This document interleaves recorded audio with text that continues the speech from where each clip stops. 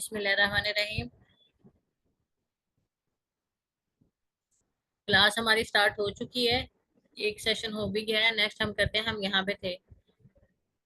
Diffusion limited carbon monoxide is extent to which carbon monoxide passes from the air sacs of the lungs into the blood। ये diffusion limited carbon monoxide क्या चीज है कि इसमें carbon monoxide का पास होना air sacs of lung से blood में जो जाना है उसको हम कहते हैं।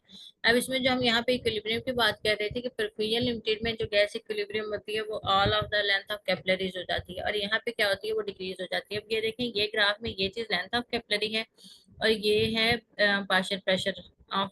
यहाँ पे ये partial pressure of carbon dioxide इस लाइन में शो किया हुआ है, ये ऊपर से शो किया हुआ है, सॉरी, आर्टीरियल नहीं, alveolar pressure of oxygen and alveolar pressure of carbon dioxide. अब परफ्यूजन लिमिटेड में क्या होता है, परफ्यूजन लिमिटेड में गैस इक्विलिब्रियम, जो गैस है वो गैस इक्विलिब्रेट हो जाती है, whole of the length equally equilibrate होती है। Sorry, gas equilibrate early along the length of the, यानी कि जल्दी इक्विलिब्रेट हो जाती है। ये देखें, यहाँ पे ये चीज gas partial pressure of carbon dioxide है, और यहाँ पे ये देखेंगे इक्विलिब्रियम परफ्यूजन लिमिटेड में अर्ली इक्विलिब्रेट हो जाती है, जल्दी इक्विलिब्रेट हो जाती है लेंथ ऑफ द कैपिलरी के साथ। अब जबकि डिफ्यूजन लिमिटेड में क्या होता है, does not equilibrium at the type of at the time, sorry, by the time blood reaches the end of the capillaries. यानी कि इसमें क्या होता है, डिफ्यूजन लिमिटेड में गैस इक्विलिब्रेट नहीं होती कैपिलरीज के एंड तक। अब ये है डिफ्यूजन लिमिटेड, यहाँ पे नहीं हुई, इक्विलिब्रेट नहीं हुई, इक्विलिब्रियम में नहीं आई, जबकि यहाँ पे वो देखिए equally equilibrate, sorry, early equilibrium की तरफ चली गई है। ठीक है, और उसके बाद डिफ्यूजन लिमिटेड में फाइब्रोसिस में क्या चीज आ जाती है, ऑक्सीजन इनफाइसिमा आ जाता है और कार्बन मोनोऑक्साइड आ जाती है।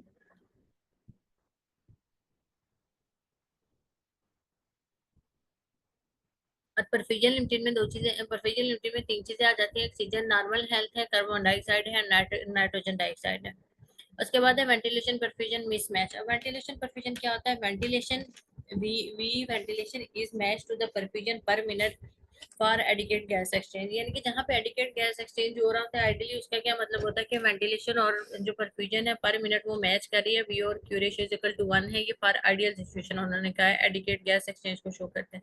अब इसमें वेंटिलेशन यहाँ पे किस चीज को कहा जाता है, वेंटिलेशन में क्या कहा जाता है, एयर की एंट्री को, जितनी एयर है, ऑक्सीजन है, उसको हम वेंटिलेशन कहते हैं, और परफ्यूजन हम ब्लड फ्लो को कहते हैं। तो यहाँ पे लंग के जोन बनते हैं। लंग के वी ओवर क्यू, यानी कि एपिक्स वाला जोन है, एपिक्स को जोन 1 कहते हैं। उसके बाद बेस वाले को जोन 3 कहते हैं, मिडल वाले को हम जोन 2 कहते हैं। अब यहाँ पे V over Q at the apex of the lung कितना है, V over Q apex of lungs, ये चीज एपिक्स ऑफ द लंग है ना, यहाँ पे वी ओवर क्यू रेशियो कितनी है, 3 है, इसको कहते हैं वेस्टेड वेंटिलेशन। अब यहाँ पे होता है असल में कि ये 3 क्यों है, कि यहाँ पे तो वेंटिलेशन तो इजी होती है लेकिन यहाँ पे परफ्यूजन कम होती है। ठीक है, उसके बाद V over Q at the base पे कितना होता है, 0.06 होता है, और वेस्टेड परफ्यूजन हम इसे कहते हैं कि यहाँ पे क्या चीज वेस्ट हो गई है, यहाँ पे ब्लड फ्लो तो नॉर्मल था बेस पे, लेकिन यहाँ पे वेंटिलेशन, सॉरी, परफ्यूजन नहीं हो रही है। और यहाँ पे जो वेंटिलेशन में वेस्टेड है, इसमें ये है कि पर वेंटिलेशन तो नॉर्मली हो रही है लेकिन परफ्यूजन यहाँ पे नहीं हो रही। वेस्टेड वेंटिलेशन में क्या चीज हो रही है, वेंटिलेशन ज्यादा हो रही है कि नॉर्मल हो रही है, और इसमें परफ्यूजन कम हो रही है। ठीक है, इसलिए हम कहते हैं कि जो वेंटिलेशन, नॉर्मल वेंटिलेशन या एक्स्ट्रा वेंटिलेशन थी वो वेस्ट हो गई है, और इसकी वैल्यू कितनी है, 3 है। और V over Q at the base पे क्या चीज है, वेस्टेड परफ्यूजन है। इसका मतलब है वहां पे तो परफ्यूजन वेस्ट हो गई है, जबकि वो तो कम थी। इसमें वेंटिलेशन कम हो जाएगी, जबकि परफ्यूजन नॉर्मल है, तो इसमें जो परफ्यूजन है वो वेस्ट हो जाएगी। Both ventilation and perfusion are greater at the base of the lung than at the apex of the lung. अब इसमें ये होता है कि वेंटिलेशन और परफ्यूजन में जहाँ पे दोनों चीजें ग्रेटर होती हैं, बेस ऑफ लंग पे दोनों चीजें ही ग्रेटर होती हैं एपिक्स की निस्बत। With the exercise increase cardiac output, there is vasodilation of apical capillaries। जब एक्सरसाइज होती है कार्डियक आउटपुट ज्यादा होता है, तो एपिकल जो कैपिलरीज होती हैं, यहाँ पे जो कैपिलरीज होती हैं उनमें क्या आती है, वेसोडाइलेशन आती है, जिसके नतीजे में क्या होता है, V over Q ratio approaches 1।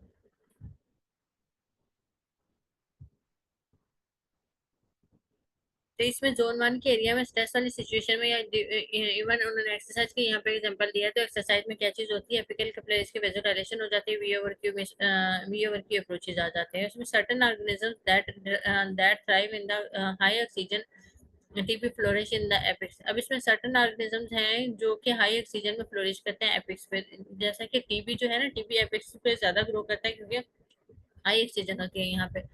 V over Q is equal to zero का क्या मतलब है कि यहाँ पे क्या चीज मतलब है कि V ओवर क्यू का मतलब है ऑब्स्ट्रक्शन हो गई है, मतलब एयर वे ब्लॉक हो गया, यहाँ पे एयर नहीं आ रही। जब ऊपर जीरो आ जाएगा तो पूरी वैल्यू ही जीरो हो जाएगी। अब इसमें ऑब्स्ट्रक्शन और शंट आ जाता है। इसमें V ओवर क्यू जीरो है in the shunt 100% oxygen does not improve the partial P arterial pressure of oxygen in forward body aspiration. अब इसमें ये है कि यहाँ पे जो फॉरेन बॉडी अगर आ जाए तो फॉरेन बॉडी आने के शुरू में क्या होगा, एयरवे ब्लॉक हो जाएगा। जब एयरवे ब्लॉक होगा तो वहाँ पे वेंटिलेशन नहीं होगी। वेंटिलेशन जीरो होगी तो पूरी over V over Q ratio zero हो जाएगी। और ये किसमें आता है, ऑब्स्ट्रक्शन चार्ट में। वी ओवर की इन्फिनिटी तब आती है जब यहाँ पे फिजियोलॉजिकल डेड स्पेस हो जाएगी, यानी कि blood flow obstruction is equal to blood flow obstruction है यहाँ पे, और फिजियोलॉजिकल डेड स्पेस, इसमें फिजियोलॉजिकल डेड स्पेस हो जाती है। और less than sorry assuming less than 100% dead space or 100% oxygen improves P arterial pressure of oxygen। Pulmonary embolism में ये चीज फिनोमेना उन्होंने क्या है कि ये होता है। अब यहाँ पे शंट में था, शंट में एयर ऑब्स्ट्रक्शन होती है। अब पल्मोनरी एम्बोलिज्म में क्या होता है, ब्लड फ्लो ऑब्स्ट्रक्शन होती है। और इसमें ब्लड फ्लो ऑब्स्ट्रक्शन में क्या होता है, फिजियोलॉजिकल डेड स्पेस ही होती है। और एज्यूम किया जाता है कि जो डेड स्पेस है वो लेस देन 100% होगी। और क्या चीज होगी, उसके साथ 100% ऑक्सीजन इंप्रूव कर देगी पार्शियल प्रेशर ऑफ ऑक्सीजन को। और जबकि यहाँ पे देखेंगे, यहाँ पे जो शंट है यहाँ पे 100% ऑक्सीजन है, और यहाँ पे लेकिन आर्टीरियल प्रेशर ऑफ ऑक्सीजन को इम्प्रूव नहीं किया जा सकता। जबकि वी ओवर की इन्फिनिटी वाले में क्या चीज होती है कि इसमें डेड स्पेस लेस देन 100% होती है, और इसमें जो इसको ऑक्सीजन को इम्प्रूव किया जा सकता है। Partial pressure of arterial oxygen को हम इम्प्रूव कर सकते हैं।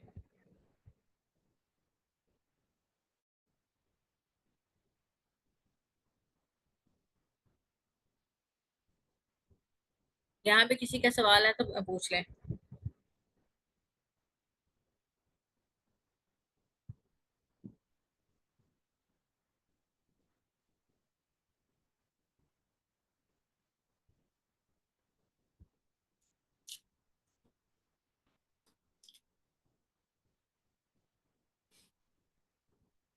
अब जोन 1, जोन 2 और जोन 3 को कंपेयर किया जाता है। ये तो वी ओवर क्यू जीरो कब होता है और इन्फिनिटी पे कब जाता है, ये मैंने बता दिया। आई होप तो समझ आ गई और नहीं, यहाँ पे किसी का कोई क्वेश्चन है तो आप इजीली पूछ सकते हैं। उसके बाद जोन 1 में क्या चीज होती है, यहाँ पे वेंटिलेशन कम होती है, लेकिन और क्या होता है उसके साथ परफ्यूजन डबल कम हो जाती है। यानी कि वन टाइम अगर उसकी वेंटिलेशन कम हुई है तो परफ्यूजन टू टाइम्स कम हो जाएगी। जब नीचे वाली वैल्यू ज्यादा कम हो जाएगी, ऊपर वाली वैल्यू अगर अगर अभी बड़ी है तो वी ओवर क्यू की ओवरऑल रेशियो क्या हो जाएगी, ज्यादा हो जाएगी। ठीक है। उसके बाद जोन 2 में क्या चीज होती है, जोन 2 में V over Q equal to 1 होता है। और जोन 3 में क्या चीज होती है, यहाँ पे वेंटिलेशन तो ज्यादा होती है लेकिन परफ्यूजन उसकी निस्बत भी ज्यादा हो जाती है। ठीक है।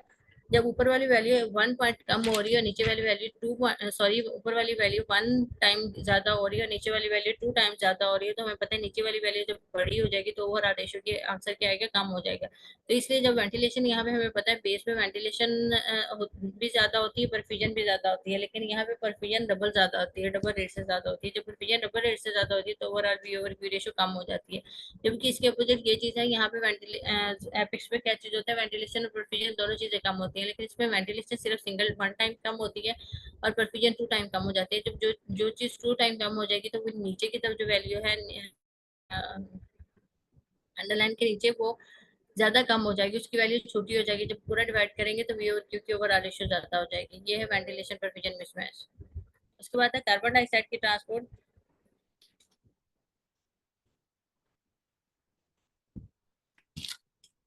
कार्बन डाइऑक्साइड की ट्रांसपोर्ट कैसे होती है, carbon dioxide is transported from the tissue to the lungs in 3 forms. Carbon dioxide की टिश्यू से लंग की तरफ कैसे होती है, 3 फॉर्म्स में होती है।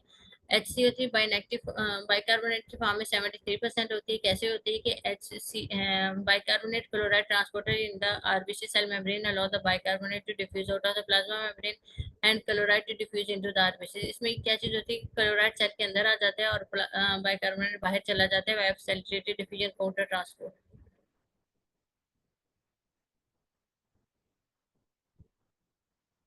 ये यहाँ पे उन्होंने आरबीसी की मेम्ब्रेन पे दिखाया हुआ है कि बाइकार्बोनेट कैल्शियम ट्रांसपोर्टर चैनल है। इसमें बाइकार्बोनेट को बाहर भेजा जाता है और कैल्शियम को अंदर भेजा जाता है, और ये via saturated diffusion counter transport होता है। दूसरा है कार्बिनो हीमोग्लोबिन HbCO2 21 to 25% होता है। इसमें क्या होता है कि कार्बन डाइऑक्साइड बॉन्ड होता है haemoglobin at the end terminus of globin. अब इसमें एमसीक्यूज किस चीज का आता है? इसमें एमसीक्यूज एक तो ये आता है कि मोस्टली किस फॉर्म में कार्बन डाइऑक्साइड ट्रांसपोर्ट होती है? एक तो बाइकार्बोनेट फॉर्म में ट्रांसपोर्ट होती है, दूसरा ये कि कार्बन हीमोग्लोबिन जो है, ये हीमोग्लोबिन कार्बन जो कार्बा सॉरी कार्बामाइनो हीमोग्लोबिन जो है और HbCO2 है कि हीमोग्लोबिन के कहाँ पे कार्बन डाइऑक्साइड ने अटैच होना है, कहाँ पे होना है? At end terminus of globin, globin chain के एंड टर्मिनस पे अटैच होना है, और नॉट हीम, हीम के नहीं, सिर्फ ग्लोबिन के अटैच होता है। उसके बाद carbon dioxide favours the deoxygenated form. इसमें क्या चीज होती है? कार्बन डाइऑक्साइड फेवर कहते हैं डीऑक्सीजनेटेड फॉर्म को, और ऑक्सीजन ऑक्सीजन अनलोडेड हो जाती है हीमोग्लोबिन के साथ से। डिजॉल्व कार्बन डाइऑक्साइड 5 to 9% होती है। उसके बाद है in the lungs oxygenation of the haemoglobin promote dissociation of hydrogen from the lung. जब भी ऑक्सीजनेशन ऑफ हाइड्रोजन पंप होती है, इससे क्या होता है कि हाइड्रोजन पंप को sorry in the lungs oxygenation of the hemoglobin promote dissociation of the hydrogen from the hemoglobin। अब अगर लंग्स में ऑक्सीजनेशन ऑफ हीमोग्लोबिन को प्रमोट किया जाए तो क्या चीज होती है? हीमोग्लोबिन से और हाइड्रोजन आयन की डिसोसिएशन हो जाती है। This shift the equilibrium toward the carbon dioxide formation. जब ये डिसोसिएशन होती है, इस शिफ्ट के रिजल्ट में क्या चीज होती है? वहीं यहाँ पे कार्बन डाइऑक्साइड फॉर्मेशन स्टार्ट हो जाती है। Therefore, the carbon dioxide is released from the RBC से यहाँ पे कार्बन डाइऑक्साइड रेज होगी आरबीसी में, और इसमें हेल्डेन इफेक्ट आएगा। हम हेल्डेन इफेक्ट आगे पढ़ते हैं। Majority of blood carbon dioxide is carried by, ये एमसीक्यूज आता होता है, ये प्योर एमसीक्यूज लाइन है कि मेजोरिटी ऑफ कार्बन डाइऑक्साइड जो होती है वो carried as a bicarbonate in the plasma, bicarbonate form में प्लाज्मा में ट्रेवल करती है। अब यहाँ पे ये देखें, ये चीज होती है कि इसके बाद क्या मैकेनिज्म होता है? कार्बन डाइऑक्साइड क्लोराइड ट्रांसपोर्टर में एक्सचेंज हो रहा है, तो यहाँ पे कार्बन डाइऑक्साइड अंदर आया। अब कार्बन डाइऑक्साइड और हाइड्रोजन मिलेंगे, कार्बनिक एनहाइड्राइड के साथ में H2CO3 बनेगा, और H2CO3 पे जब कार्बन डाइऑक्साइड कार्बनिक एनहाइड्राइड करता है तो कार्बन डाइऑक्साइड और वाटर इसमें बनता है। और उसके बाद HCO3 प्लस H पॉजिटिव से इसमें क्या हो सकता है कि हीमोग्लोबिन H पॉजिटिव के साथ भी मिल सकती है, और HbH के साथ भी मिल सकती है, HHB के साथ भी मिल सकती है। दूसरा, कार्बन डाइऑक्साइड हीमोग्लोबिन के साथ डायरेक्टली मिल जाती है HbO2 की फॉर्म में। उसके बाद हाइपोक्सिया और हाइपोक्सीमिया की क्या चीज होती है? हाइपोक्सिया क्या चीज है? Decrease oxygen delivery to the tissue, body के टिश्यूज को ऑक्सीजन की डिलीवरी के कम होने को हम क्या कहते हैं? हाइपोक्सिया कहते हैं।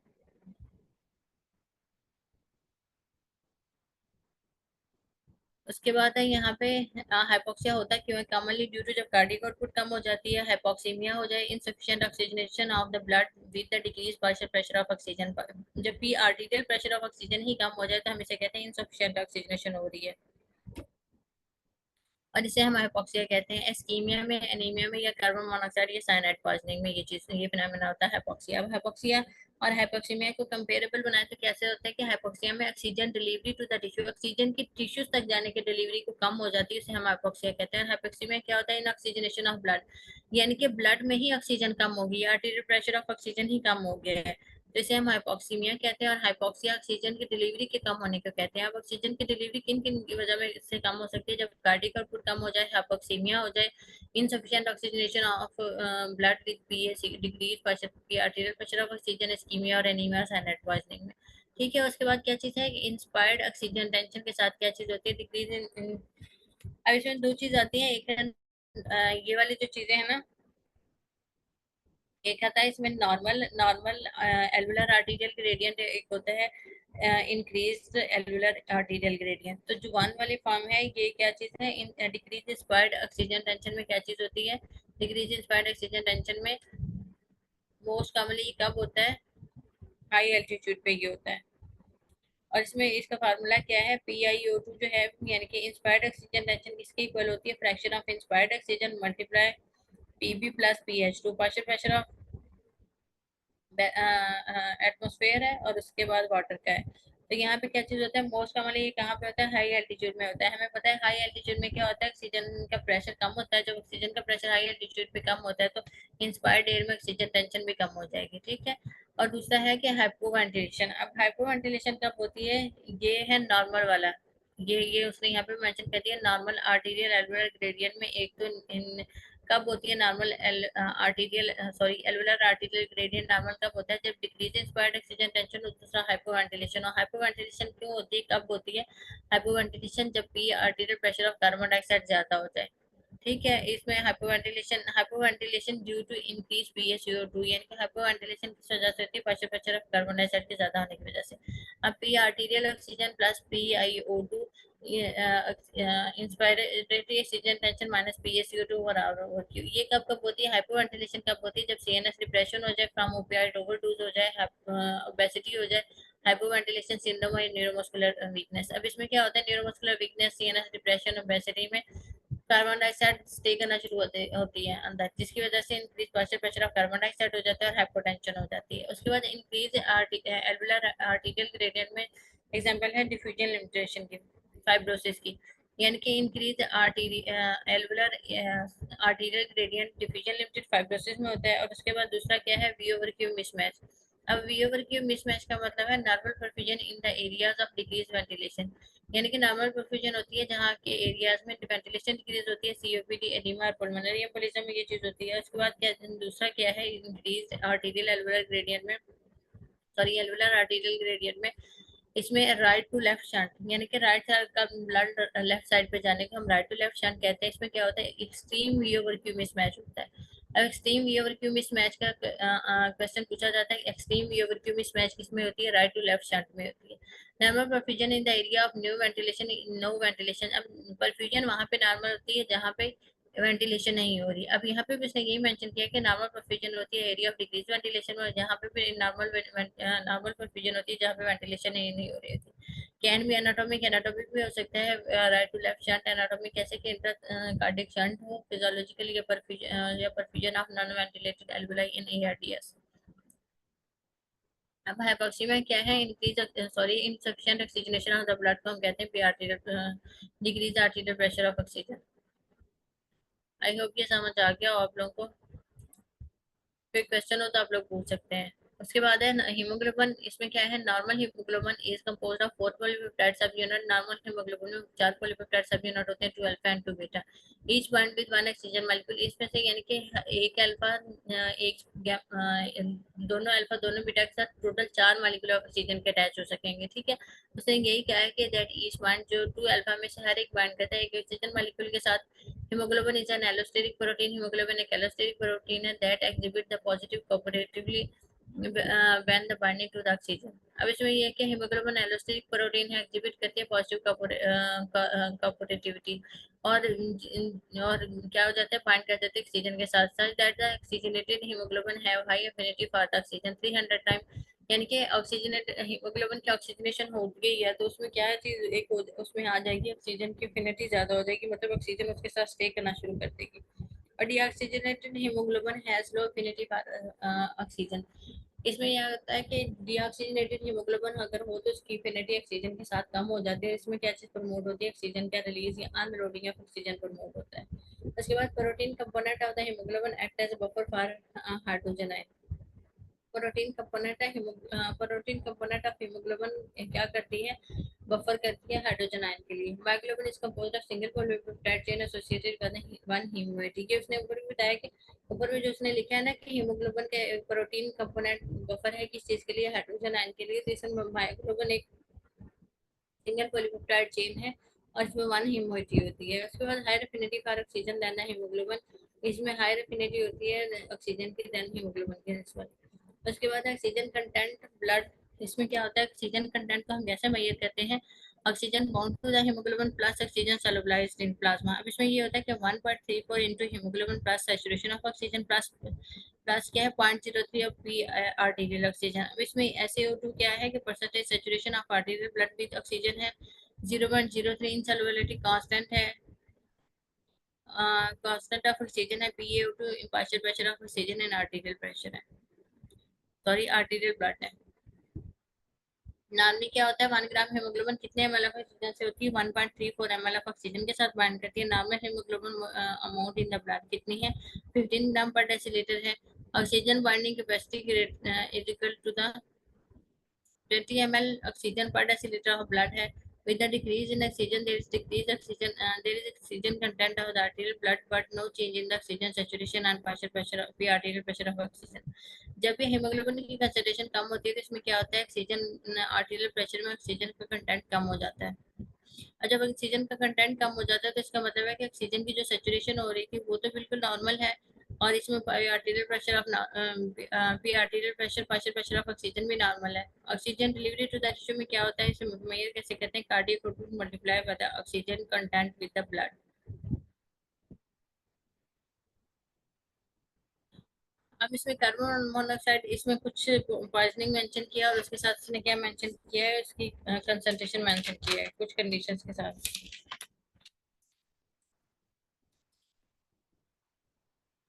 अब इसमें ये होता है, कहाँ गया, कार्बन मोनोऑक्साइड में क्या चीज होती है, हीमोग्लोबिन की कंसंट्रेशन तो नॉर्मल होती है लेकिन इसमें सेचुरेशन ऑफ ऑक्सीजन कम होती है, क्योंकि कार्बन डाइऑक्साइड कम्पीट करती है ऑक्सीजन के साथ, ऑक्सीजन की बाइंडिंग साइड, ऑक्सीजन ने जहां हीमोग्लोबिन पे जाके बाइंड करना होता है वहीं पे जाके कार्बन मोनोऑक्साइड बाइंड करती है। इसलिए जब भी कार्बन मोनोऑक्साइड पॉइजनिंग होती है तो कार्बन मोनोऑक्साइड कम्पीट करती है ऑक्सीजन के साथ। इसमें P arterial pressure of oxygen normal होता है।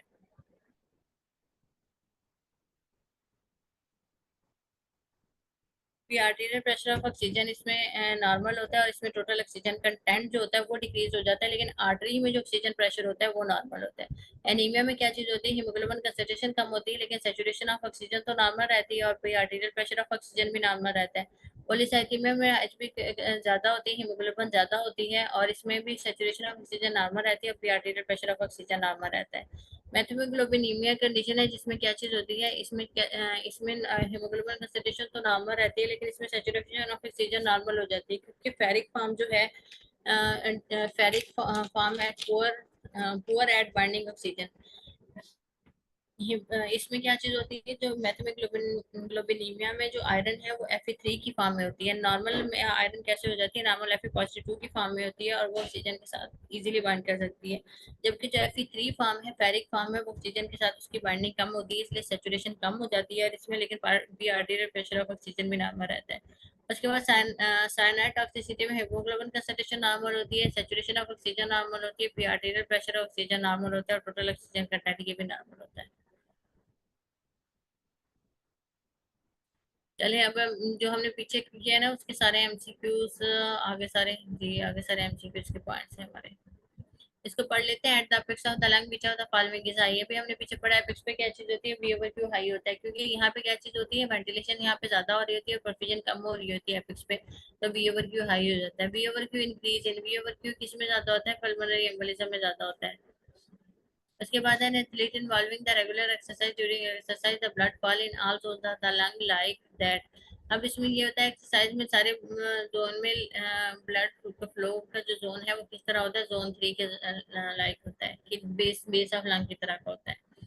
उसके बाद है 49 year old man has sorry, a 49-year-old man has pulmonary embolism that completely blocked the blood flow to his lung, to his left lung।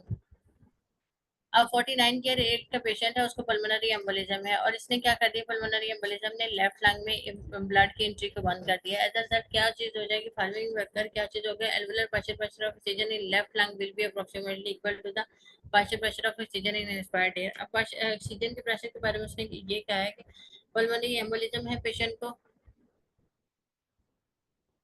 जिससे complete blood flow जो है वो block हो गया है। इसके नतीजे में एल्वुलर जो पार्शियल प्रेशर ऑफ ऑक्सीजन है वो अप्रोक्सीमेट किसके होता है, इंस्पायर्ड एयर में पार्शियल प्रेशर ऑफ ऑक्सीजन के इक्वल होता है।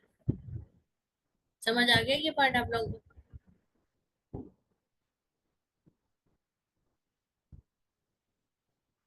आप लोग टाइपिंग में बता दिया करें, मुझे आंसर करें ताकि आगे मैं जाऊँ।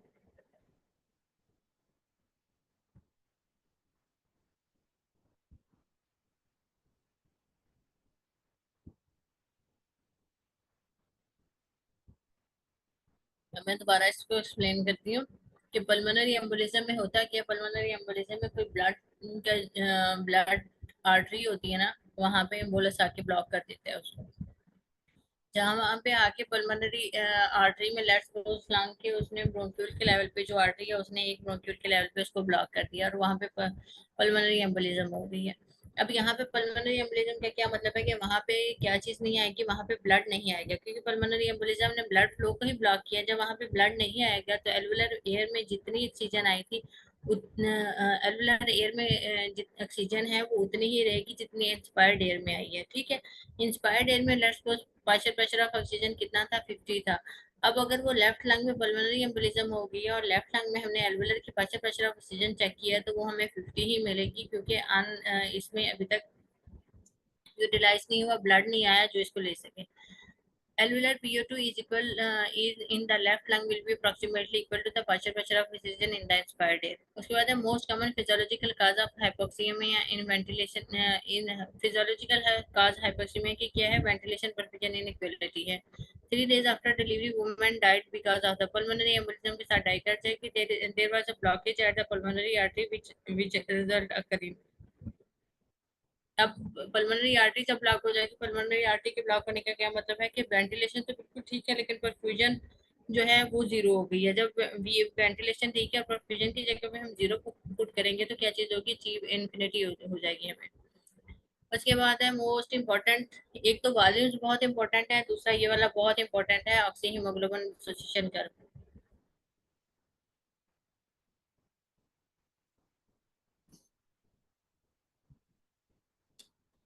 अब इसमें होता क्या है कि shift of oxy haemoglobin association curve reflects the local tissue oxygen need. जो हमने ऑक्सीजन हीमोग्लोबिन एसोसिएशन कर्व हमें बताई है वो हमें क्या शो करती है,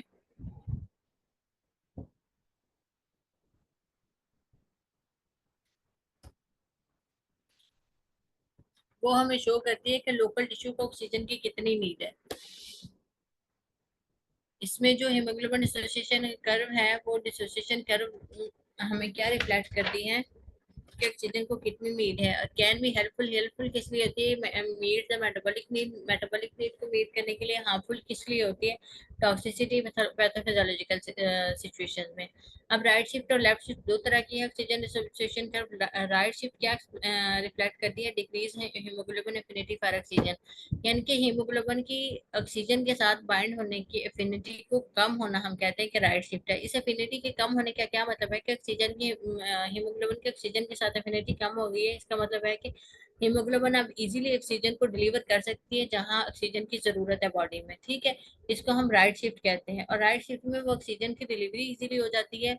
टिश्यूज को यही बात उसने लिखी है कि राइट शिफ्ट में क्या होता है, haemoglobin decrease haemoglobin affinity for oxygen हो जाती है, increase oxygen unloading at the tissue, यानी कि ऑक्सीजन के हीमोग्लोबिन सॉरी ऑक्सीजन के टिश्यू पे अनलोडिंग ज्यादा हो जाती है, मतलब सप्लाई ज्यादा हो जाती है।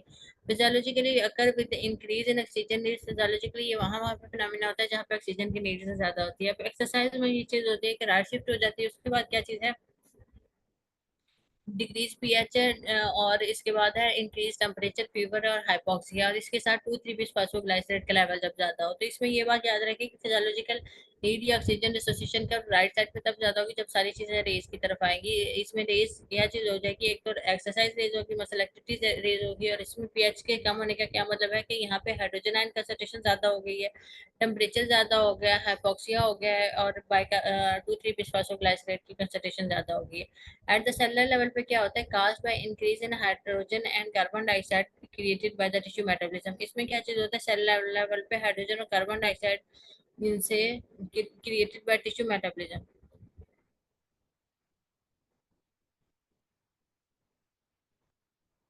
ये इसको बोहर इफेक्ट कहते हैं।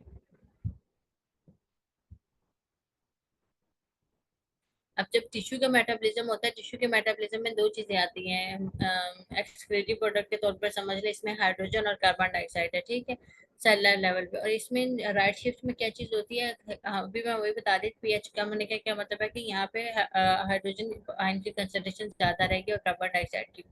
लेफ्ट शीट में क्या रिफ्लेक्ट करता है कि haemoglobin increase, haemoglobin affinity for oxygen, यानी कि हीमोग्लोबिन को ऑक्सीजन के साथ बाइंड होने की एफिनिटी ज्यादा है। जब हीमोग्लोबिन की ऑक्सीजन के साथ बाइंड होने की एफिनिटी ज्यादा होगी तो वो टिश्यूज में उसकी अनलोडिंग कम होगी हीमोग्लोबिन से। ये बात उसने यहाँ पे मेंशन किया, left shift of the oxygen oxy haemoglobin association कर reflect increase affinity for the oxygen, increase oxygen की एफिनिटी सॉरी रिफ्लेक्ट क्या करते हैं कि हीमोग्लोबिन की एफिनिटी ऑक्सीजन के लिए ज्यादा है और इसकी अनलोडिंग ऑफ द टिश्यू नहीं होती, इसमें डिक्रीज बल्कि डिक्रीज हो जाती है oxygen unloading at the tissue. और फिजियोलॉजिकली कब होता है, जहाँ पे ऑक्सीजन की डिमांड कम हो जाए, ऑक्सीजन कम हो जाए, डिक्रीज टेम्परेचर में होता है, प्रेगनेंसी में होता है। इसमें fetal haemoglobin has higher oxygen affinity than the adult haemoglobin, यानी कि जो फीटल हीमोग्लोबिन होता है उसकी हायर एफिनिटी होती है अडल्ट की निस्बत। और इसमें जो ऑक्सीजन बाइंडिंग ड्यू टू इसमें increase oxygen binding due to affinity of 2,3 bisphosphoglycerate left shift. अब जहाँ पे ऑक्सीजन की जरूरत ही कम है वहां पे हीमोग्लोबिन के साथ से ऑक्सीजन के अनलोडिंग नहीं होगी।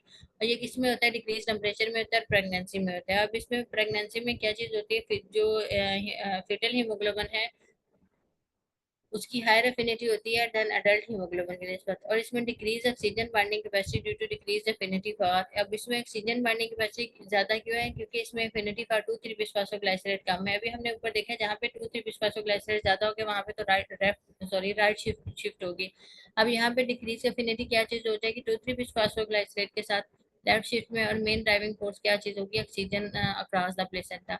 अब इसमें अक्रॉस द प्लेसेंटा किस चीज, कौन सी चीज है जो ऑक्सीजन लेके जाती है? Fetal haemoglobin. और फिटल हीमोग्लोबिन ज्यादा एफिनिटी रखती है ऑक्सीजन की निस्बत।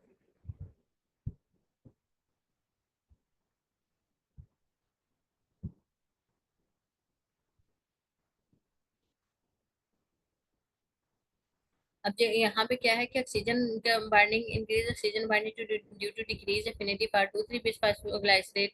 और इसमें लेफ्ट शिफ्ट होती है। Driving oxygen across the placenta है। पैथोलॉजिकली एकर कब होती है? जब कार्बन मोनोऑक्साइड मेथमोग्लोबिन में और जीन म्यूटेशन हो जाए। जीन म्यूटेशन में क्या होता है कि 2,3 बिस्फासफोग्लाइसरेट का आता है।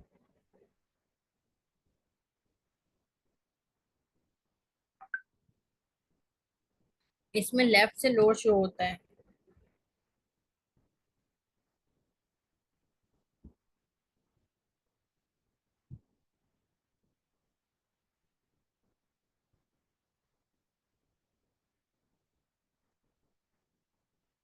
कोई क्वेश्चन? ऑक्सीजन हीमोग्लोबिन एसोसिएशन की तरफ से बहुत सारे क्वेश्चन आते हैं, अगर किसी का है तो यहाँ पे पूछ लें। ऑक्सीजन हीमोग्लोबिन एसोसिएशन कर्व है सिग्माइडल शेप। ये यूं करके ये जो बन जाती है ना, ये यहाँ से ये जहाँ पे एरो मूव कर रहा है ये, और ये इसको हम कहते हैं कि ये सिग्माइडल शेप है। ड्यू टू पॉजिटिव कोऑपरेटिव की वजह से tetrameric haemoglobin molecule can bind with the four molecule of oxygen के साथ बाइंड कर सकते हैं। Has higher affinity of each subsequent molecule bound, यानी कि हायर एफिनिटी होती है जो मॉलिक्यूल बाउंड होता है। उसके बाद मायोग्लोबिन इज मोनोमेरिक है। मायोग्लोबिन मोनोमेरिक है, does not show the positive cooperativity, उसमें पॉजिटिव कोऑपरेटिविटी नहीं होती। और curve less the sigmoidal appearance, इसमें सिग्माइडल अपीयरेंस नहीं आती। जबकि हीमोग्लोबिन एसोसिएशन कर्व में कर्व आ जाती हैं और इसमें सिग्माइडल कर्व का लैग होता है। अब एमसीक्यूज कर लेते हैं कि हम haemoglobin dissociation curve shift to the left. अभी हमने पीछे देखा शिफ्ट टू द लेफ्ट कब होती है? शिफ्ट टू द लेफ्ट उस टाइम पे होती है जब इंक्रीज पीएच हो। इंक्रीज पीएच होने का क्या मतलब है? कि हाइड्रोजन आयन की कंसंट्रेशन कम होगी, अल्कलाइन है। और लेफ्ट शिफ्ट का क्या मतलब है? लेफ्ट शिफ्ट का मतलब है कि ऑक्सीजन की हीमोग्लोबिन के साथ एफिनिटी ज्यादा है और वो ऑक्सीजन डिलीवर नहीं करना चाहती। Which are the following will shift the oxygen haemoglobin association curve to the right. अब डिक्रीज पीएच उसको शिफ्ट करेगी।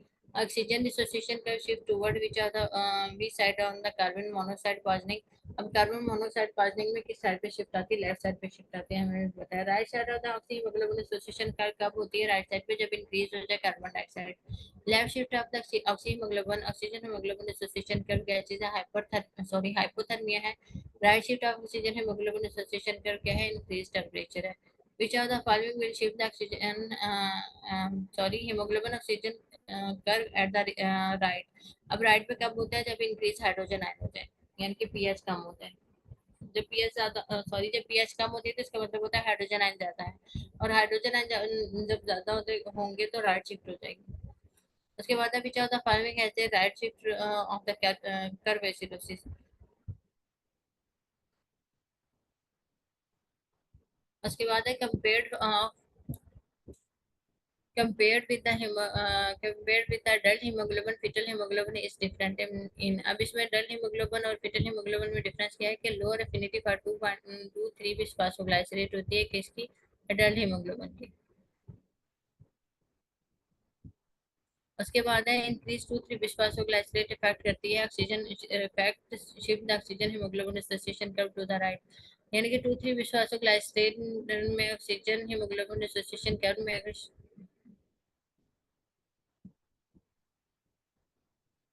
टू थ्री बिस्फासोग्लाइसरेट, बस ये बात याद रखें, जब टू थ्री बिस्फासोग्लाइसरेट ज्यादा होगा तो ऑक्सीजन हीमोग्लोबिन एसोसिएशन कर्व में राइट साइड में होगी।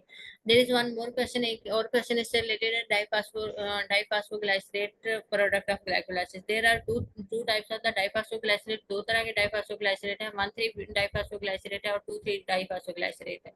इसमें जो और वन थ्री डाइफास्फोग्लाइसरेट है वो क्या चीज है, इंटरमीडिएट है ग्लाइकोलाइसिस का, और टू थ्री बिस्फासोग्लाइसरेट क्या चीज है, related to oxygen haemoglobin association curve के साथ रिलेटेड होती है। उसके बाद है in right shift oxygen haemoglobin association curve atmospheric pressure will be, इसमें एटमॉस्फेरिक प्रेशर नॉर्मल एयर में, नॉर्मल एक्वॉस में कितना है, 35 मिलीमीटर ऑफ मर्क्यूरी है।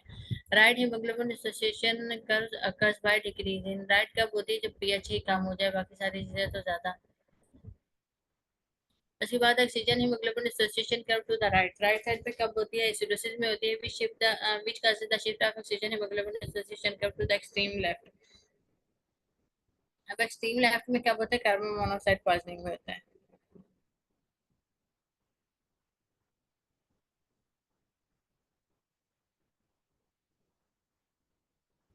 उसके बाद है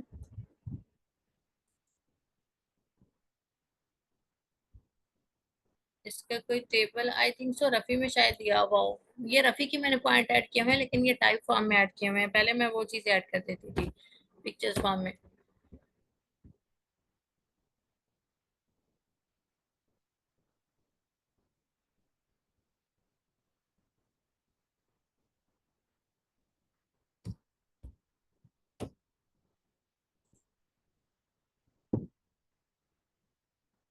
जी आप सेंड कर दीजिएगा, बल्कि इसको अगर नहीं भी होता तो ये नोट्स बना के आप मुझे भी शेयर कीजिएगा, हम ग्रुप्स में शेयर कर देंगे आपके नाम से, जो भी बनाएगा इसको, बल्कि आप लोगों की असाइनमेंट है ये।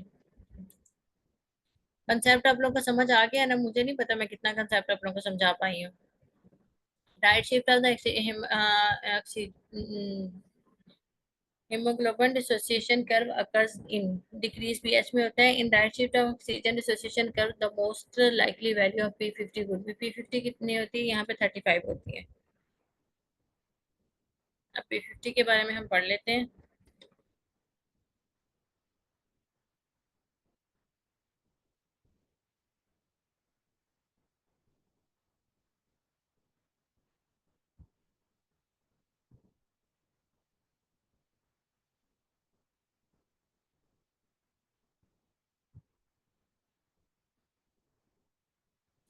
P50 of the oxygen, P50 is the oxygen tension at which hemoglobin is 50% saturated, यानी कि हीमोग्लोबिन जो है 50% सैचुरेट हो जाए, यानी कि उसमें 50% उसके साथ ऑक्सीजन अटैच है, तो हम इसे कहते हैं 50% ऑक्सीजन ही अटैच, उसके 50% पार्ट के साथ ऑक्सीजन अटैच है, तो इसे हम कहते हैं कि P50, और P50 कितना होता है, नॉर्मल 26.7 मिलीमीटर ऑफ मर्करी होता है। Haemoglobin affinity is inversely related to the P50 value, यानी कि हीमोग्लोबिन कितनी एफिनिटी रखती है वो partial pressure of P50 value के से इनवर्सली रिलेटेड होता है। Meaning shift to the left, high oxygen affinity P50 will be low. अब लेफ्ट शिफ्ट में क्या होता है कि ऑक्सीजन की एफिनिटी ज्यादा हो जाती है, जब ऑक्सीजन की एफिनिटी ज्यादा होती है तो P50 लो हो जाता है। अब इसमें meaning shift to the right, low affinity. अब राइट साइड पे क्या होता है, जब राइट राइट शिफ्ट होती है ऑक्सीजन हीमोग्लोबिन डिसोसिएशन कर, इसका मतलब होता है कि एफिनिटी लो हो गई है, जब एफिनिटी लो हो गई है तो इसका मतलब है P50 हाई हो जाएगी। उसके बाद है during transport of carbon monoxide in the blood, amount of carbon dioxide dissolved in the plasma at the 45 millimetre of mercury कितना है, 2.7% है। यानी कि transport of carbon dioxide blood में क्या चीज होती है, कार्बन डाइऑक्साइड डिसॉल्व किस पे होती है, एट 45 मिलीमीटर ऑफ मर्करी पे, और कितनी, 2.7%। Left shift of the oxygen dissociation curve due to low partial pressure of oxygen, left shift को हम क्या कहते हैं, हेल्डेन इफेक्ट कहते हैं। Shift of the oxygen dissociation curve left due to hypocarbia, hypocarbia की वजह से, कार्बन डाइऑक्साइड की कम होने की वजह से शिफ्ट लेफ्ट साइड पे चलेगी, हम उसे कहते हैं हेल्डेन इफेक्ट। अब इसको याद रखें कि हेल्डेन इफेक्ट लेफ्ट शिफ्ट है और बोहर इफेक्ट राइट शिफ्ट है, यानी कि एच से HAL एल और ये लेफ्ट शिफ्ट है, और बोहर BOHR बोहर से R और राइट शिफ्ट है। अब surfactant and lung collapse compliance के है surfactant synthesize by type 2 alveolar cells and consist किसके होता है डाइपल्मिटाइल फॉस्फेटाइल कोलिन से होता है। Surfactant normally decrease surface tension and increase lung compliance. इसमें होती है सर्फेक्टेंट डेफिशिएंसी क्या काज करती है, सरफेस टेंशन को ज्यादा करती है और लंग कंप्लायंस को कम कर देती है। Increase lung compliance in emphysema and decrease in fibrosis, यानी कि जब लंग कंप्लायंस ज्यादा होती है, किसमें ज्यादा होती है, लंग कंप्लायंस एम्फीसिमा में, और लंग कंप्लायंस किसमें कम होती है, फाइब्रोसिस में। इसके बाद है accelerate the maturation of surfactant of the lung. Surfactant of lung की मैच्योरेशन ज्यादा किससे होती है, ग्लूकोकार्टिकाइड से होती है। सर्फेक्टेंट मेंटेन क्या करता है, एल्वुलर इंटेग्रिटी। अब वो डिफ्यूजन लिमिटेड और परफ्यूजन लिमिटेड का क्वेश्चन आ गया। डिफ्यूजन लिमिटेड में ऑक्सीजन आ जाती है एम्फीसिमा फाइब्रोसिस एक्सरसाइज में, और कार्बन मोनोऑक्साइड आ जाती है। जबकि डिफ्यूजन लिमिटेड में नॉर्मल डिफ्यूजन में ऑक्सीजन आ जाती है, कार्बन डाइऑक्साइड और नाइट्रोजन डाइऑक्साइड आ जाते हैं।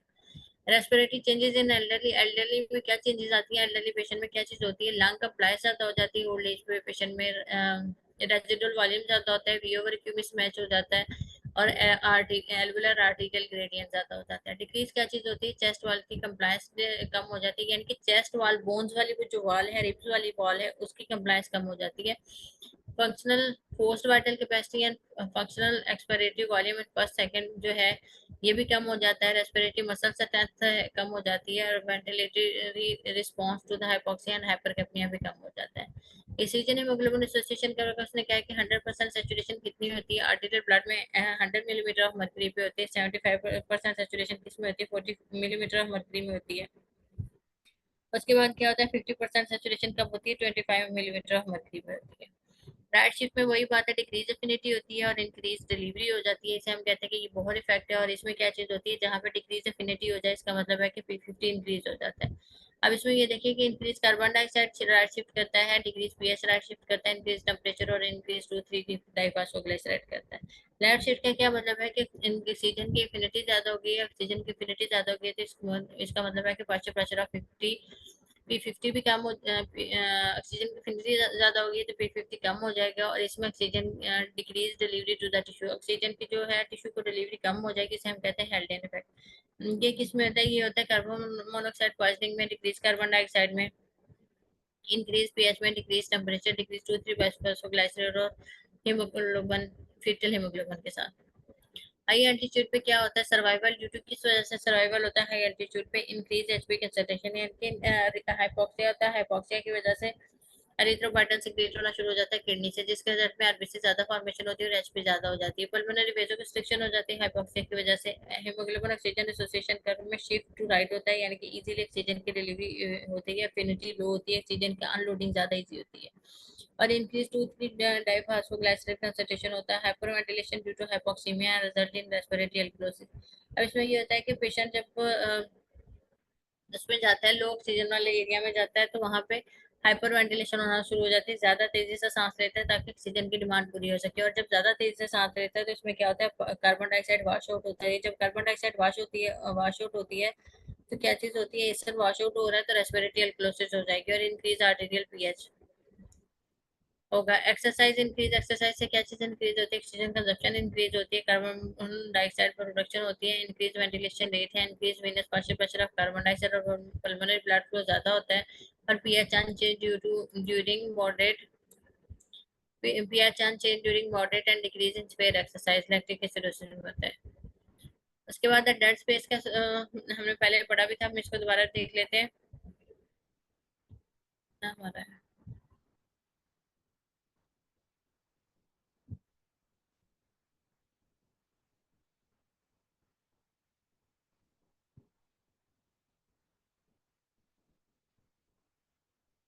यहाँ पे थे हम लोग डेड स्पेस के। डेड स्पेस क्या चीज है, इस volume anatomic dead space is volume of the conducting airway, यानी कि एयरवे जो एयर को लेके जाते हैं उस रास्ते को हम कहते हैं कि ये कंडक्टिंग एयरवे, और हम इसे एनाटॉमिक डेड स्पेस कहते हैं कि वहां पे गैसेस एक्सचेंज नहीं होता है। इसकी वैल्यू कितनी होती है, 150 ml। उसके बाद है फिजियोलॉजिकल डेड स्पेस क्या है, इस फंक्शनल मेजरमेंट है, is defined as volume of the gas that does not participate in the lung exchange। अब इसमें वॉल्यूम ऑफ लंग्स है जो किसमें पार्टिसिपेट नहीं करता, गैस एक्सचेंज में मैं भी वही बता रही थी, is approximately equal to the anatomical dead space in normal lung में एनाटॉमिकल डेड स्पेस के इक्वल होता है, may be greater than the anatomical dead space in the lung disease. अगर पेशेंट को लंग डिजीज हो तो उसमें एनाटॉमिकल डेड स्पेस के निस्बत फिजियोलॉजिकल डेड स्पेस ज्यादा होता है, in which ventilation perfusion defect, जहाँ पे वेंटिलेशन परफ्यूजन डिफेक्ट आ जाए। उसके बाद फिजियोलॉजिकल डेड स्पेस को फाइंड कैसे करना है, is equal to tidal volume multiply P का partial pressure of carbon dioxide of alveolar gas minus partial pressure of carbon dioxide of expired air है, divided by P arterial pressure of oxygen है। In the other words, the question states that physiological dead space is the tidal volume multiplied by the fraction, यानी यहाँ tidal volume को fraction से multiply करना है। This fraction represent the dilution of alveolar partial pressure of carbon dioxide by the dead space है। ये fraction हमें क्या शो करती है कि डाइल्यूशन किस चीज की होनी है, alveolar partial pressure of carbon dioxide की by dead space air which does not participate in the gas exchange. और डेड स्पेस वो वाली होती है जो गैस एक्सचेंज में पार्टिसिपेट नहीं करती है, and does not therefore contribute the carbon dioxide to expire in the air.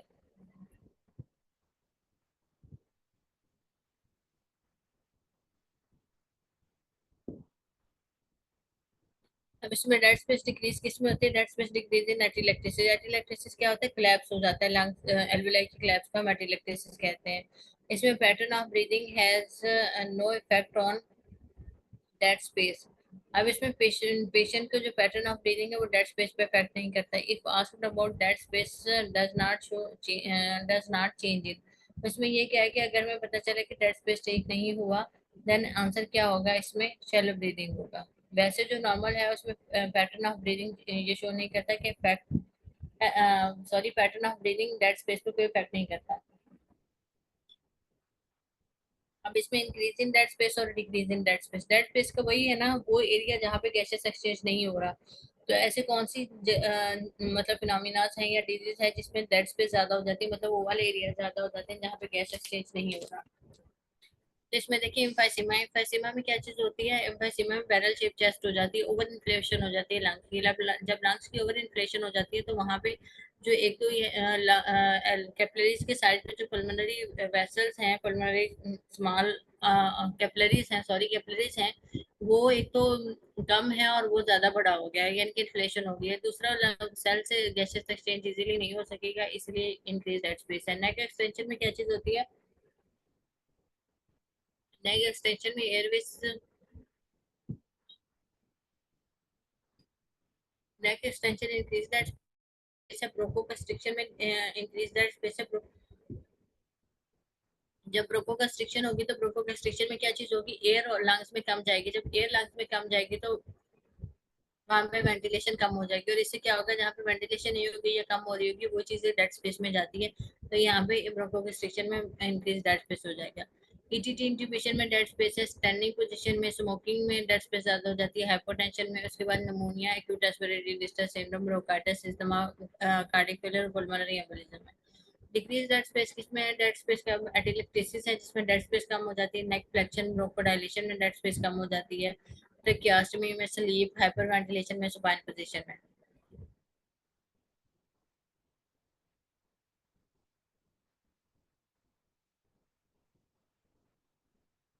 उसके बाद है when the lung which lung spirometry parameter is helpful in COPD। अब COPD डिजीज में कौन सी spirometry की वैल्यू हेल्पफुल होती है, V over Q अराउंड 0.1 जब हो तो वो वैल्यू हेल्पफुल होती है। सीओपीडी में उसने बात की है। Normal V over Q ratio कितनी होती है, 0.8 होती है। In the COPD COPD patient ventilator decrease ventilation decrease but perfusion remain normal. और जब वेंटिलेशन डिक्रीज होगी और परफ्यूजन नॉर्मल है तो क्या चीज होगा, remain remain the same so the ratio. इसमें रेशियो को क्या इफेक्ट है कि परफ्यूजन सेम है और वेंटिलेशन कम हो गई है। वी ओवर क्यू है ना, वी से वेंटिलेशन और क्यू से परफ्यूजन है। जब परफ्यूजन सेम रहेगी, क्यू सेम रहेगा, और वी इसमें क्या चीज हो गई है, वी कम हो गया है। और जब वेंटिलेशन कम हो गई है तो वैल्यू डिक्रीज हो जाएगी। उसके बाद है V over Q ratio decrease in किस में डिक्रीज होती है, पल्मोनरी एडिमा में। Physiological shunt will be present when V over Q किसके इक्वल हो, जब फिजियोलॉजिकल स्टंट में क्या होता है, V over Q equal to zero हो जाता है। Increase V over Q ratio increase V over Q ratio किस में होती है, डेड स्पेस में होती है physiological dead space decrease in which of the following, जो physiological dead space,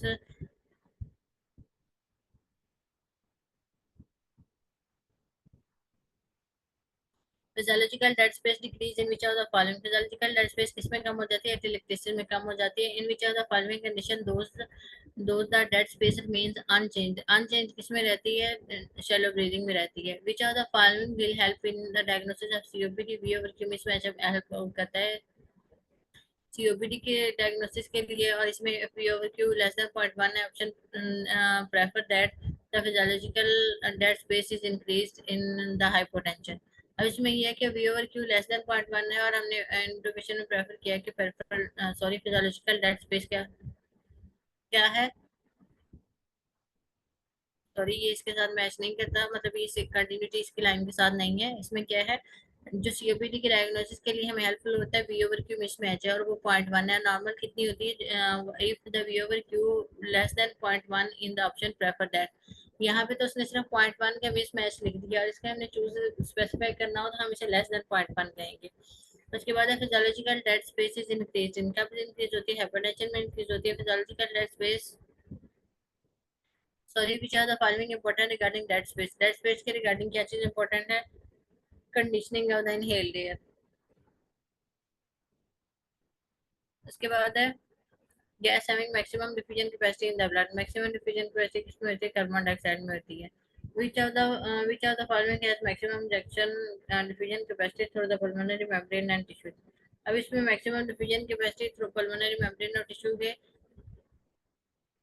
carbon dioxide के थ्रू होती है, और मैक्सिमम एफिनिटी क्या है, मैक्सिमम एफिनिटी कार्बन मोनोऑक्साइड के साथ है, और मैक्सिमम डिफ्यूजन क्या है, कार्बन डाइऑक्साइड के साथ है। Glucose transport through the placenta, placenta के थ्रू कैसे होती है, सेलेटेड डिफ्यूजन के थ्रू होती है, और ग्रेड वेसल्स